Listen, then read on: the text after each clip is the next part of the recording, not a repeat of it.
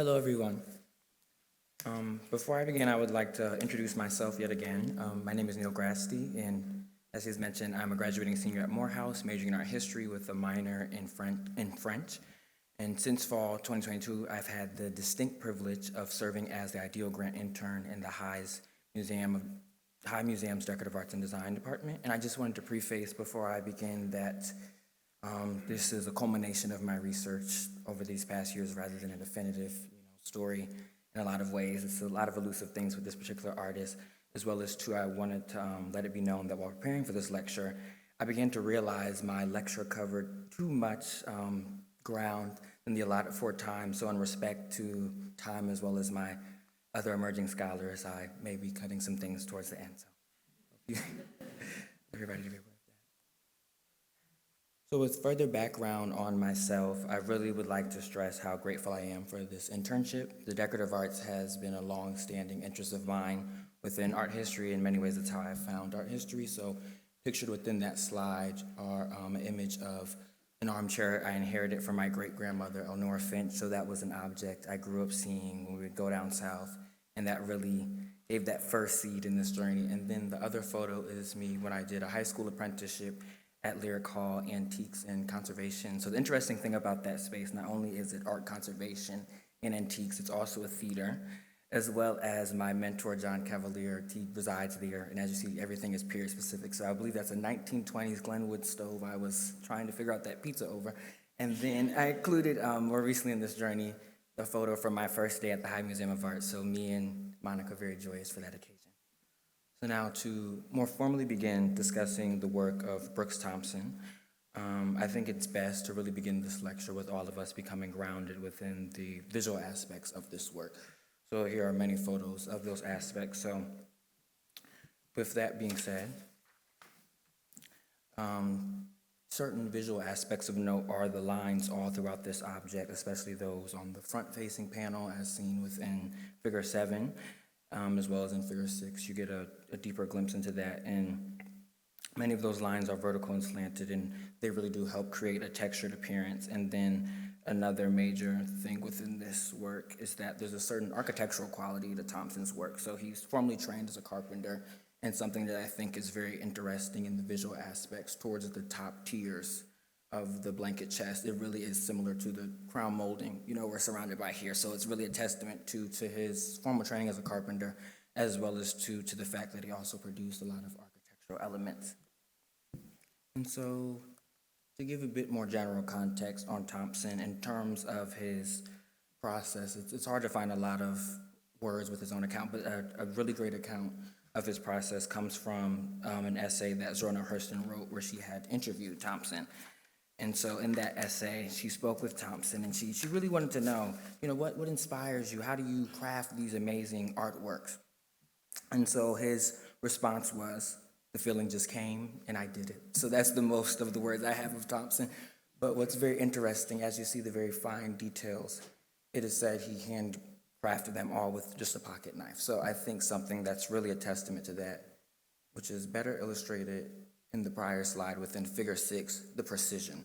So the fact he was using such utilitarian tools is still a certain precision. And what's interesting, I've forgotten to mention the date, so you all forgive me for that. This object is dated from around 1920 to 1930. So thinking about that geometric precision, I could only think of, maybe he saw Art Deco catalog or something in that regard. So it's very fascinating visually. So I'm glad we can all be familiarized with that now. So in terms of the contextual analysis of this work, which becomes quite towering, something to begin is Brooks Thompson's biography. And so to begin with that, to give a caveat, within public records there's much different information regarding biographical information on Thompson. And we can easily attribute this to him likely being born enslaved, as well as to the long-standing disregard of people within the archive at large. And so census records dating from 1870 to as far as 1930, when he would eventually pass away, report Thompson's birth year as being as early as 1846 to as late as 1868. So you all get a gauge of how broad things seem to get. And so to continue that, so in the 1870 and 1880 census records, as well as his 1930 death certificate within Florida, and lists his birthplace as Newberry, South Carolina. And this is the same within his 1930 death certificate.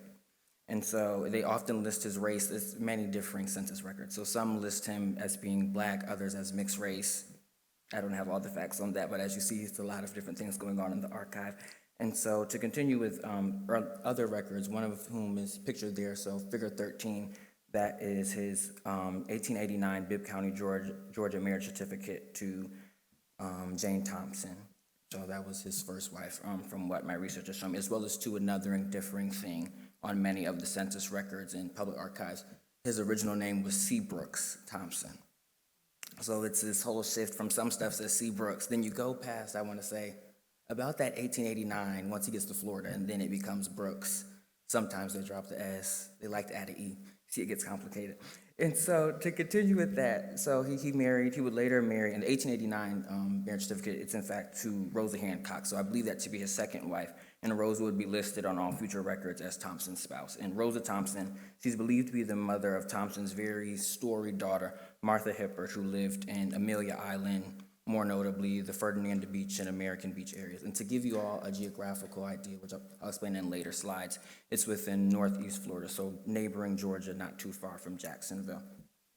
And so, with that being said, so she would be the mother of his daughter, Martha Hippert, and census records indicate Hippert as being born sometime in the 1890s. And she's significant in the area as well as in getting biographical information of Thompson, because much of what has been published about Thompson in recent years comes from accounts of Hippert's life as a prominent figure in American Beach, Florida, and Amelia Island.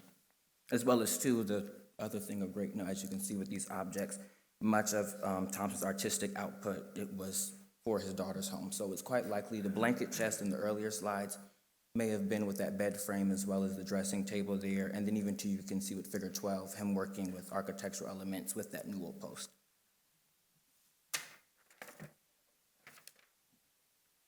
And so continue with more specific biographical information about Thompson. And so Thompson's presence with American Beach and the broader Amelia Island is very important, understanding his practice in the community he engaged. That will be discussed further in the following slides. In addition to being a furniture maker, as I mentioned, he was more formally a carpenter. And so this seems to be one of the few consistent details within records of Thompson's life listed on most census records. And dealers of Thompson's work have noted his brothers also worked as a carpenter as well as his father. So it's likely he may have started this trade from inspiration from his father or under the instruction of his father. It's quite likely. And so Thompson's work as a carpenter enabled him to create stylized architectural elements, such as the one within figure 12. So this is a great note to dealers of his work and thinking of his practice. And I think something really great to conclude this biographical information on him is a great quote during an interview I conducted with Dr. Netta Beshkol, where she had this to say of these conflicting stories. So, in quote, Dr. Netta Beshkol said, "Of course we know that back in those days, folks had different names and changed their names, and we aren't even sure of his exact birthday. But what we are sure of is that formerly enslaved man who became a carpenter went on to be an artist." So I think that's a great testament to what we do know of Thompson and what we can see of his life. So to get more into biographical information to kind of ground Thompson geographically, he has a great deal of connected histories and connections to the historic American Beach, which is in northeast Florida. So for history on that, we must first begin with the larger Amelia Island area. So Amelia Island, where American Beach is located, it's in northeast Florida, as I mentioned, not too far from Jacksonville and the neighboring state of Georgia. It was interesting. Amelia Island has a long and very fascinating history, which begins as far back as 2000 to 1000 BC with the Tumac Native Americans. A map of Amelia Island is shown within figure 15, so you guys can get a gauge of, although it's different names of towns and things such as that, it's such a small landmass, everything at a certain point becomes one. And so I think it's best that we start the history of Amelia Island within the 19th century. So in 1808, when there was an act by the United States legislation to outlaw the importation of enslaved people from Africa, the interesting thing about Amelia Island, it was still, I believe, a Spanish territory at that time. So people were illegally imported in through Amelia Island. So that's kind of where a lot of the Black history there starts. And so with that, despite this rather dark page in the early 19th century history of Amelia Island, I think it's important to note that from that time on, so what would eventually happen during the Civil War, Ferdinand Beach would be the first place to be captured by the Union. So immediately, all of the slaves were freed there. So one of the first places for slaves to have been freed was in Florida. And then from there would be a lot of bustling and very rich and prosperous black settlements there. And so in many ways, Brooks Thompson is an inheritor of that lineage as well as a continuation of that. So that's when we begin to get into the history of American Beach. So American Beach would be established in 1935. One of the leaders of that would be Abraham Lincoln Lewis, who's pictured in figure 16. And so Abraham Lincoln Lewis, he was one of the founders of the Afro-American Life Insurance Company. So I pay homage to that within the title of this lecture, if many of y'all may have noticed. But with that, he started that company, and then from there they would use funds from the Pension Bureau to found what would be the historic American Beach in 1935, and that's one of the few remaining black beaches there still in existence to this day. And the interesting thing about Abraham Lincoln Lewis is the fact that he was the first black millionaire in Florida. And so that's how Dr. Cole, Janetta Besh Cole, comes into the story, because she's his great-granddaughter. And so now I'm more closely related to Thompson after getting that general history. After the founding of American Beach in 1935, Abraham Lincoln Lewis would buy one of the first plots of lands, but the other person who would buy an early plot of land is pictured in figure 20, and that is Martha Hippert, Brooks Thompson's daughter. So she would purchase a rather reclusive plot of land, so that really goes into the lore of her story. And so as you see there, her home is now, it's registered on the National Register of Historic Places, and it's colloquially known as Martha's Hideaway. So there's a lot of lore there. So in terms of that house, in the back there was a smaller structure, and some believe it to have been a gambling house. Other stories say it was for civic organizations. Others believe it was church organizations. A lot of different stories, but the one thing we do know is that the furnisher who was commissioned for this house was Brooks Thompson. So that's the very fascinating thing, and I think in so many ways a lot of his work can be considered as, I think, a labor of love for his daughter, and that's something I think is very sweet about that. And so to continue that story specifically about Martha Hippert, she would be quite wealthy, what some believe was from the gambling house, but as well as likely the greater part of her wealth came from her owning several businesses within the area. So she owned a bar and rooftop lounge called the Plum Grill, the Plum Garden, that was in Ferdinand Beach, as well as she also owned a grocer as well as a bakery. So she had several businesses, and she had another home in downtown Ferdinand. So as you see, Ferdinand is a bit higher up on Amelia Island, while American Beach is a bit further down, but Thompson as well furnished those homes. So he was her furnisher of choice, as you all can see. And so I think another rich area, I would say, of inquiry for me are just where I've been able to find really a lot of great gems on Brooks Thompson have been accounts of his work. So I would say the earliest accounts are accounts that were taken during his lifetime are not too far. The majority, if not all of them, outside of the U.S. Census come from Zora Neale Hurston. And so the fascinating thing about that is that it is believed while Zora Neale Hurston was doing her work with the Work Progress Administration during the 1930s, she resided in Thompson's former home.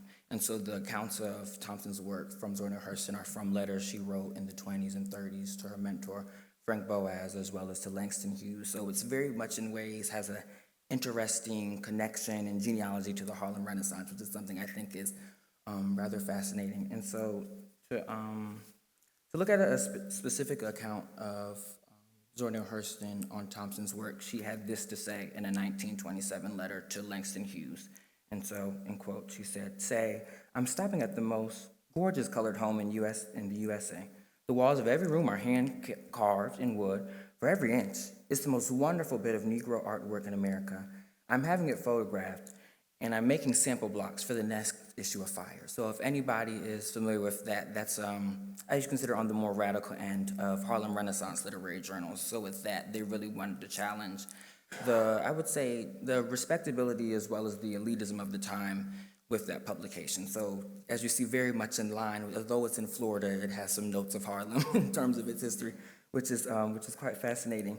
And so another interesting point within not only Zora Neale Hurston's account and what Dr. Cole later spoke of when I interviewed her, was that they felt there was a particular influence of African art within Thompson's work, which is something that I think is quite interesting, and a way I've been grappling with that, thinking about in ways this may be valid observation. So thinking of the anthropological career of Zora Neale Hurston working within the African diaspora, and even too working with France Boas, who in many ways is an Africanist in his own right, as well as, so thinking of that in a very scholarly sense, her having very much the know-how and the connoisseurship to identify that kind of thing. But also, too, what I think is very rich and fascinating is interpreting that as it being a product of its period in the way African-American art was being engaged with at that time. So thinking, well, to begin, African art at that time being engaged through primitivism. So thinking of the primitivist gaze, how that's really where the idea, in a lot of ways, at least in an art historical sense, the myth of Africa is created. And then that is equated with African-Americans. So racial essentialist interpretations of Black art at that time were quite common, as well as, too, within African-American circles, if some of us may know, with the Harlem Renaissance, one of the main figureheads of that movement, Alain Locke, really pushed for African-American artists to look to African art as their inspiration. So I think Zora Neale Hurston, that being one of her peers, contemporaries, that kind of thinking or scholarly dialogue, public discourse, I imagine, is very much in line, as well as what we consider the scholarly expertise she has on that, as well as, to I imagine, conversations and her own thoughts she may have. So I think that's something that's very fascinating. And so when I interviewed Dr. Janetta Pesh-Cole for this research, so for those who may not be familiar, to give a bit more of an introduction on Dr. Cole, and I'll try to be as brief as I can on her fascinating career. Dr. Cole, not only is she the great-granddaughter of Abraham Lincoln Lewis, I encourage all of you to look up Kingsley Plantation. She has a very fascinating genealogy all her own. And so and in this particular photo, she's pictured beside her sister, Maveen Besh, who would be a very notable environmentalist and made sure that the environmental preservation of American Beach took place. But so Dr. Cole, to give more insight, she's a trained Africanist and studied at Northwestern and is a anthropologist, the first Black woman president of Spelman College, as well as recently received a National Medal in the Humanities. And then prior to that, in the 2010s, she served as the director of the National Museum of African Art.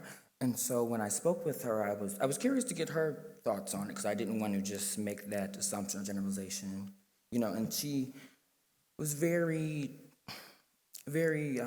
dedicated, or really believing the belief that so much of what she saw of Thompson's work was inspired by African forms. And I think that's something that's very fascinating, and I love to further look at that as I continue this research. And then last but certainly not least, it's a photo of one of the dealers of Thompson's work, Jimmy Allen. And so he's located not too far from Atlanta in Georgia, and we acquired the work from him. As you can see, the blanket chest is pictured in figure 21 with him. And he was very fascinated in Thompson's work, and what I think is so fascinating, the adjective he used to describe it was thinking of it as anti-plantation.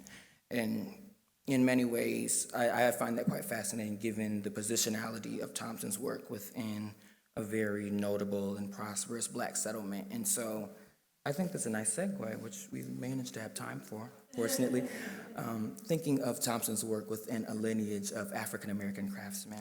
And so with that, thinking of it as anti-plantation. So I think the two works or artists that I really would like to pull from with this are the work of Thomas Day, so who worked within the antebellum period, born around 1800, would pass away in 1861. He was a free person of color who lived in Milton, North Carolina.